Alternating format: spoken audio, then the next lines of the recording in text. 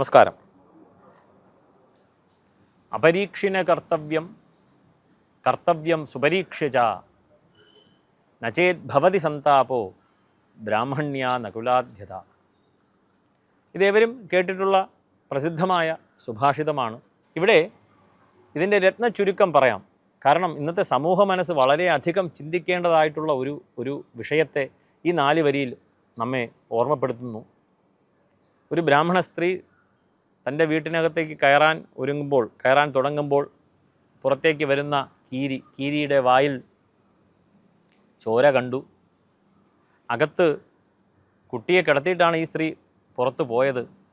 സ്വയം വിചാരിക്കുകയാണ് കീരി തൻ്റെ മകനെ കടിച്ച് അതിൻ്റെ ചോരയാണ് കീരിയുടെ വായിലുള്ളത് എന്ന് കരുതി ആ കീരിയെ തല്ലിക്കൊല്ലുകയാണ് ആ സ്ത്രീ.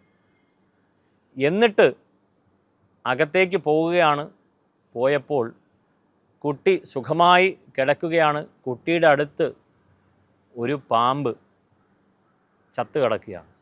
ഈ കീരി ആ പാമ്പിനെയാണ് കൊന്നത്. താൻ ചെയ്ത അപരാധമോർത്ത് വളരെയധികം ദുഃഖിക്കുന്ന സ്ത്രീ. നചേത് ഭവതി സന്താപോ ബ്രാഹ്മണ്യാ നകുലാധ്യത. അപ്പോൾ കാര്യകാരണസഹിതം മനസ്സിലാക്കാതെ കാളപറ്റു എന്ന് പറഞ്ഞാൽ കയറെടുക്കുന്ന ഇന്നത്തെ സമൂഹ മനസ്സ് ഏവരും ഒന്ന് ചിന്തിക്കണം. കാരണം നമ്മളിന്ന് TV ഓൺ ചെയ്താൽ തന്നെ പല ന്യൂസുകളും അത് ശരിയാണോ തെറ്റാണോ ഒന്നും അറിയത്തില്ല. ഇനി പോകുന്തോറും അച്ഛനെയും അമ്മയെയും വിശ്വസിക്കത്തില്ല എന്നുള്ള ഒരു അവസ്ഥ വരെ, വിശ്വസിക്കാൻ പാടില്ല എന്നുള്ള ഒരു അവസ്ഥ വരെ അവിടെ കൊണ്ടെത്തിക്കുകയാണ് നമ്മുടെ മനസ്സ്. നമ്മുടെ മനസ്സിനെ ഡ്രൈവ് ചെയ്യുന്നതെന്ന് നമ്മളല്ല, സമൂഹമാണ്, സോഷ്യൽ മീഡിയയാണ് നമ്മളെ ഡ്രൈവ് ചെയ്യുന്നത്. മനസ്സിന് ധൈര്യമില്ലാത്ത അവസ്ഥയായി, കോൺഫിഡൻസ് ഇല്ലാത്ത അവസ്ഥയായി. കാരണം എന്തെങ്കിലും ഒരു നെഗറ്റിവിറ്റി ഇല്ലെങ്കിൽ ഇഷ്ടപ്പെടാത്ത ഒരു കാര്യം നടന്നു കഴിഞ്ഞാൽ മനസ്സിന് വേദനിക്കുന്നു, ആങ്സൈറ്റിയായി, ഡിപ്രഷനായി. ഇഷ്ടപ്പെട്ട വസ്തു ലഭിച്ചില്ല, ആങ്സൈറ്റിയായി, ഡിപ്രഷനായി.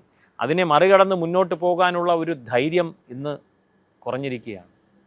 കാര്യകാരണസഹിതം നാം ഒരു വിഷയത്തെ നോക്കി കാണുന്നില്ല എന്നുള്ളതാണ്. ഇതെവിടെ തുടങ്ങണം? കൊച്ചു കുട്ടികളെ ദയവ് ചെയ്ത് ഈ സുഭാഷിതമെല്ലാം പഠിപ്പിക്കുക. എന്തായാലും സോഷ്യൽ മീഡിയ പറയാതെ തന്നെ വരും. റീൽസ് കാണുക, ഷോർട്സ് കാണുക, അത് തീർച്ചയായിട്ടും അത് പറഞ്ഞു കൊടുക്കേണ്ട കാര്യമില്ല, അത് ഇൻബിൽട്ടാണ്. ഇപ്പോൾ ഇന്ന് നാം സുഭാഷിതം കുട്ടികൾക്ക് പഠിപ്പിച്ച് കൊടുക്കേണ്ട അവസ്ഥയാണ്. ഈ ചെറിയ ചെറിയ കാര്യങ്ങൾ, 1-2 ശ്ലോകങ്ങൾ സുഭാഷിതം ഇന്ന് ഗൂഗിളിൽ ചെയ്താൽ തന്നെ മനസ്സിലാകും. കുറേ സുഭാഷിതങ്ങൾ, നല്ല ശ്ലോകങ്ങൾ, നല്ല മെസ്സേജ് കൺവേ ചെയ്യുന്ന ശ്ലോകങ്ങൾ കുട്ടികളെ പഠിപ്പിക്കുക ദയവ് ചെയ്ത്. കാരണം കേരളത്തിലൊരു പ്രവണതയുണ്ട്, ഒരു ചന്ദനക്കുറി ഇട്ടാൽ നീ സന്യാസിയാകാൻ പോവുകയാണോ എന്ന് മറ്റുള്ളവൻ ചോദിക്കുന്ന അവസ്ഥയിലേക്ക് എത്തി.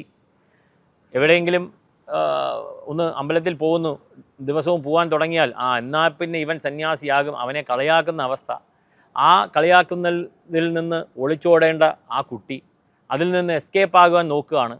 വീട്ടിൽ നിന്ന് ഇറങ്ങുമ്പോൾ ചന്ദനക്കുറി മായ്ക്കുന്നു. കുട്ടിക്ക് ഭയം, കാരണം കൂടെയുള്ളവർ, പിയർ പ്രഷർ, അവർ കളിയാക്കുന്നു.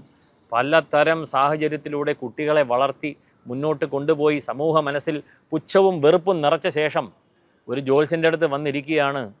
എൻ്റെ മകൻ പറഞ്ഞാൽ കേൾക്കുന്നില്ല, അവൻ്റെ ജീവിതം താറുമാറായി, എന്തെങ്കിലും വഴിയുണ്ടോ?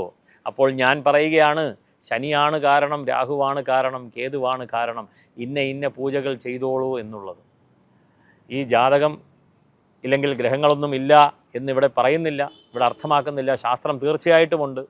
ഇവിടെ മനസ്സിലാക്കേണ്ടത്, നാം ചെയ്യേണ്ടത് ചെയ്തു പോരണം. നല്ല ആരോഗ്യമുള്ള ശീലം ഉണ്ടാക്കണം, ആ ശീലത്തിലൂടെ മുന്നോട്ട് പോകണം. അതിനുശേഷം രോഗം വരികയാണെങ്കിൽ മാത്രം ആരോഗ്യശാലകളെ, ഹോസ്പിറ്റലിൽ പോകേണ്ട അവസ്ഥ ഉണ്ടാകുന്നു. അതിനുശേഷം മാത്രമേ ഡോക്ടറെ കാണേണ്ടതുള്ളൂ. അതുപോലെ നല്ല ശീലങ്ങൾ, ധാർമ്മികമായിട്ടുള്ള പ്രവൃത്തി, ഇതെല്ലാം ചെയ്ത ശേഷവും മനുഷ്യന് ദുഃഖം വരികയാണെങ്കിൽ അവരവരുടെ പ്രാരബ്ധ കർമ്മം നോക്കുവാനായിട്ട് ജാതകം തുറന്നു നോക്കുക, ഒരു നല്ല ജ്യോതിഷിയെ സമീപിക്കുക എന്നുള്ള ഒരു വസ്തുത കൂടി ഇവിടെ ഓർമ്മപ്പെടുത്തുന്നു. നമസ്കാരം.